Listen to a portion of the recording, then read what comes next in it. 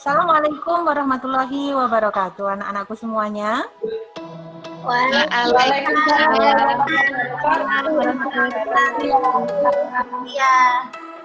Oke, bagaimana kabar kalian hari ini? Nah, sebelum pembelajaran ini, kira-kira di sini ada yang belum hadir atau belum masuk kelas setelah istirahat yang pertama tadi? Sudahkah hadir semua? Dia hadir, Bu. Alhamdulillah semuanya hadir. Sepertinya hadir, Bu. Oke, terima kasih anak-anakku. Kita mulai pembelajaran hari ini ya. Pada siang ini kita nanti akan belajar tentang butir dan unsur penting buku pengayaan non-fiksi oleh Ibu Julia Lutfiati. Oke, kita mulai berikutnya. Bentar. Nah, PPT ini atau PowerPoint ini, materi ini bisa kalian unduh di Google Classroom di kelas kita seperti biasanya. Nah, kompetensi dasar yang akan kita capai hari ini adalah mengidentifikasi butir-butir penting dari satu buku pengayaan non-fiksi yang dibaca. Nah, adapun indikatornya. Nah, yang pertama adalah menganalisis butir dan unsur penting buku pengayaan non-fiksi. Kemudian indikator yang kedua, menyusun kerangka ringkasan berdasarkan butir dan unsur penting yang terkandung di buku pengayaan non-fiksi yang dibaca. Adapun manfaat pembelajaran kita hari ini adalah yang pertama, bisa menambah pengetahuan dan pemahaman terhadap sesuatu. Yang kedua, sebagai sarana pengembangan diri, dan yang terakhir, melatih kemampuan berpikir kita. Jadi apapun kegiatan kita itu selalu ada manfaatnya. Kita lanjutkan, tujuannya sama seperti tadi, bisa kalian baca di situ ya. Ada dua tujuan pembelajaran yang harus kita capai pada pertemuan hari ini. Nah, pada dasarnya buku itu ada dua macam. Ada buku fiksi dan buku non-fiksi. Nah, yang digunakan sebagai penunjang yang digunakan oleh siswa, diwajibkan oleh guru. Jadi,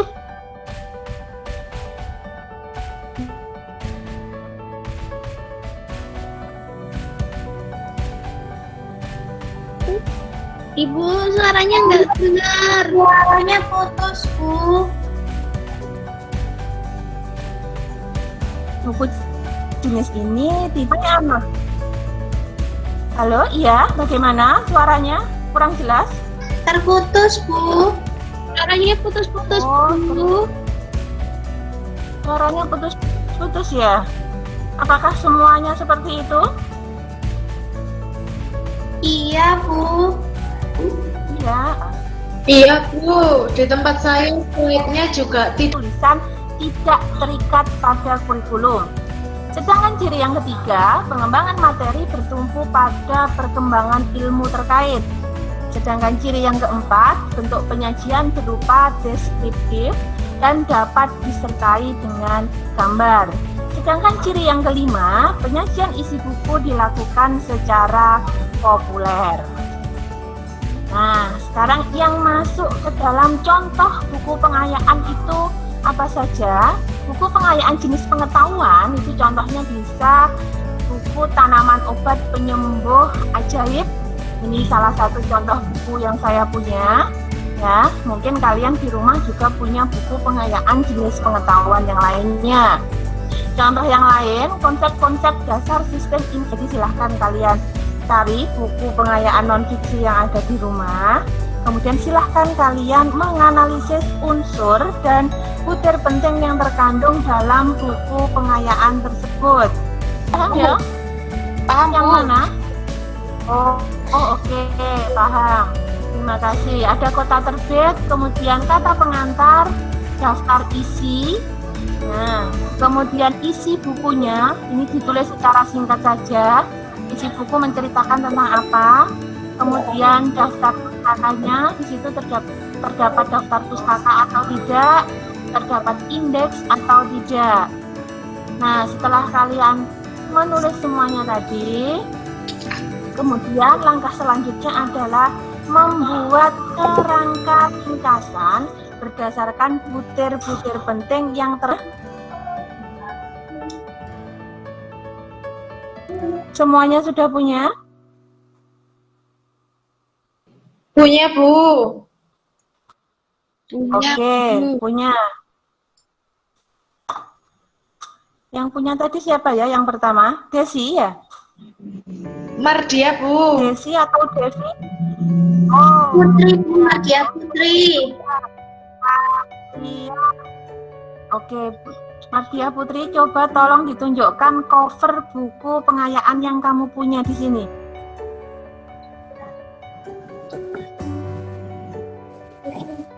Ini, Bu, buku pengayaan bahasa Inggris.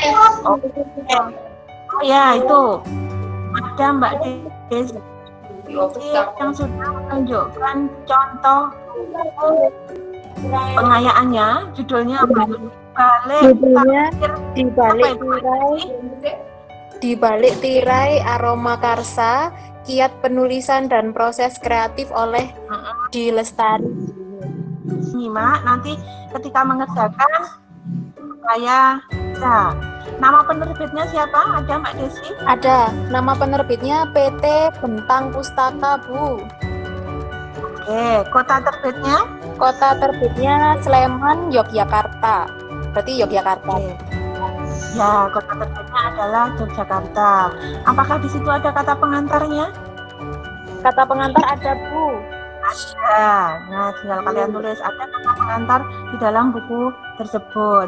Kemudian terdapat daftar isi Daftar isi. ya untuk mengungkapkan makna yang sebenarnya.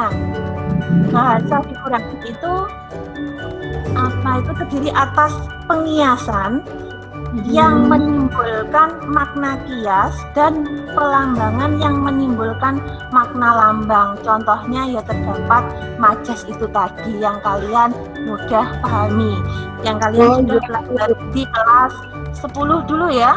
Majas sudah kita pelajari di kelas 10 dulu ya. Nah, surat itu mudahnya adalah seperti itu. Oke, di sini ada Mbak Sinda. Jika dalam buku tidak disajikan kata pengantar, berarti di analisnya tidak usah dicantumkan ya Bu? Iya, tidak usah. Ya, di situ tinggal kamu beri keterangan tidak terdapat kata pengantar dalam buku judul ini. Nah, mudah kan? Iya, Bu. Oke, ya, Bu, sudah paham. Terima kasih Bu Julia. Sama-sama Mbak Putri. Ya, semoga apa yang saya jelaskan tadi bisa menambah pengetahuan kalian semuanya. Oke, dari sini ada yang kalian tanyakan berkaitan dengan materi dan tugasnya? Saya sudah jelas, Bu. Sudah paham, Bu. Untuk pengumuman tugas sampai jam berapa ya, Bu? Oke, untuk pengumpulan tugas saya tunggu hari ini sampai dengan pukul 2 siang ya. Kalian kan tinggal mengisi. Oke ya, kalian tinggal masuk ke dalam Google Classroom, kemudian mengisi Google Form yang sudah saya sediakan di sana. Nah, ikuti perintahnya. Kalau ingat ya, kalian bisa membuka sendiri di situ. Ada form refleksi dan absensi. Silahkan kalian mengisi refleksi sebagai bukti absensi kalian telah mengikuti pembelajaran saya hari ini. Ya. Iya, Bu. Karena kita terkendala, karena kita terkendala dengan sinyal, ya, dan saya tidak bisa menampilkan contoh form refleksi. Dari sini, ada yang kalian tanyakan tentang pembelajaran kita hari ini? Alhamdulillah sudah paham, Bu. Alhamdulillah sudah paham. Coba Tias, kamu refleksikan pembelajaran kita hari ini. Apa yang kamu peroleh dari pembelajaran kita hari ini? Oke, dari pembelajaran kali ini saya bisa memperoleh pengetahuan tentang macam-macam buku pengayaan, yaitu ada 3. Yang pertama, buku pengayaan yang berupa pengetahuan, yang kedua buku pengayaan berupa keterampilan, dan yang ketiga buku pengayaan berupa buku kepribadian. Seperti itu, Bu. Oke, terima kasih Tias. Semoga Siap, Bu Julia. Teman-teman, untuk mengakhiri pembelajaran hari ini, marilah kita berdoa menurut agama dan kepercayaan masing-masing. Berdoa dalam hati mulai.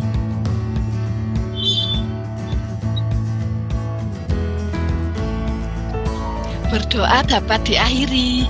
Sudah, Bu Julia. oke, terima kasih Mbak Ratih ya. Terima kasih anak-anakku semuanya. Besar sekali harapan saya suatu saat nanti kita bisa bertemu dan bersilaturahmi secara langsung ya, serta berbagi energi positif satu sama lain ya. Semoga pandemi ini cepat berlalu.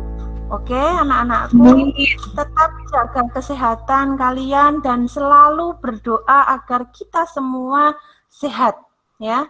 Dan akhir kata saya akhiri pembelajaran hari ini. Wassalamualaikum warahmatullahi wabarakatuh.